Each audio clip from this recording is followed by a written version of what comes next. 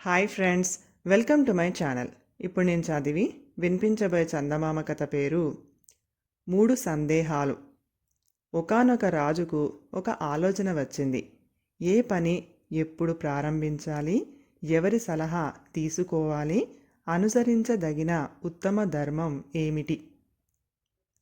ఆయన ఈ మూడు సందేహాలు తీర్చిన వారికి గొప్ప బహుమతులు ఇస్తానని రాజ్యం అంతటా దండోరా వేయించాడు.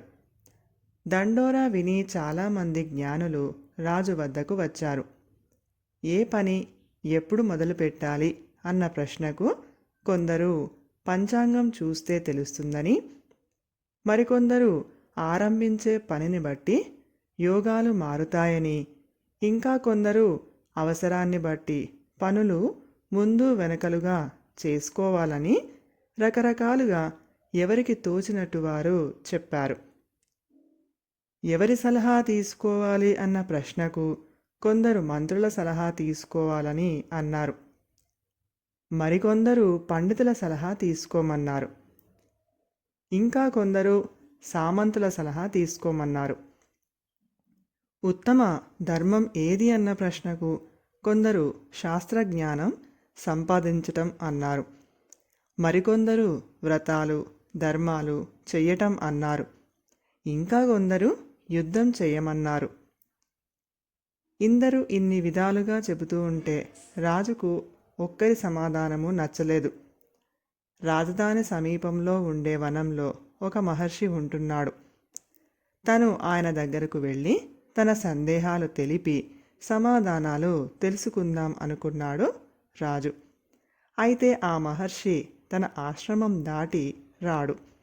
ఆశ్రమంలోకి సామాన్యులను తప్ప ఎవ్వరిని రానివ్వడు.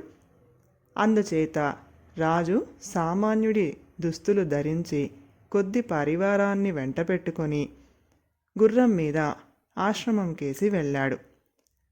ఆశ్రమం వెలుపలనే ఆయన గుర్రం దిగి తాను ఒక్కడే మహర్షి పర్ణశాల వైపు వెళ్ళాడు. మహర్షి పర్ణశాల ముందుగల తోటలో మొక్కలకు మడులు తవ్వుతున్నాడు. ఆయన రాజు చేసిన నమస్కారం స్వీకరించి మళ్ళీ యథాప్రకారం తవ్వటంలో నిమగ్నం అయ్యాడు. రాజు ఆయనతో, స్వామి, నేను తమరిని అడిగి 3 సందేహాలకు సమాధానాలు తెలుసుకోగోరి వచ్చాను. ఏ పని ఎప్పుడు ప్రారంభించాలి, ఎవరి సలహాలు స్వీకరించాలి, ఆచరించదగిన ఉత్తమ ధర్మం ఏది అని అడిగాడు. తవ్వటం ఆపి రాజు మాటలు విన్న మహర్షి సమాధానం చెప్పకుండానే మళ్ళీ తన పని ప్రారంభించాడు. రాజు ఆయనతో, తాము విశ్రాంతి తీసుకోండి, నేను తవ్వి పెడతాను అన్నాడు. గుణపాన్ని రాజుకు ఇచ్చి మహర్షి నేల మీద చతికిలపడ్డాడు. రాజు 4 పాదులు తవ్వి మహర్షిని మళ్ళీ వెనకటిలాగానే తన సందేహాల్ని అడిగాడు. కానీ మహర్షి సమాధానం ఇవ్వటానికి బదులుగా లేచి రాజు చేతిలో ఉన్న గుణపం తీసుకోబోయాడు. అయితే రాజు గుణపం ఇవ్వలేదు. సూర్యాస్తమయం దాకా రాజే పాదులు తవ్వాడు. పని పూర్తి అయింది. రాజు గుణపాన్ని కింద పెట్టి, స్వామి, మీరు చాలా జ్ఞానులని, నా సందేహాలు తీరుస్తారని వచ్చాను. వాటికి సమాధానాలు మీకు తెలియని పక్షాన చెప్పేయండి, నేను నా దారిన పోతాను అన్నాడు. ఎవరో వస్తున్నట్టుంది, విశేషం ఏమిటో తెలుసుకుందాం అన్నాడు మహర్షి. రాజు వెనక్కు తిరిగి చూసేసరికి వనం నుంచి ఆశ్రమంలోకి వస్తూ ఒక వ్యక్తి కనిపించాడు. అతను చేతితో తన పొట్ట నొక్కి పట్టుకొని ఉన్నాడు. అతని వేళ్ల సందు నుంచి రక్తం బయటికి వస్తుంది. అతను రాజు దాకా వచ్చి మూలుగుతూ స్పృహ తప్పి పడిపోయాడు. రాజు మహర్షి కలిసి ఆ మనిషి దుస్తులు విప్పి చూసేసరికి అతని పొట్టలో పెద్ద గాయం ఉంది. రాజు ఆ గాయాన్ని చాలాసేపు కడిగాక రక్తం కట్టింది.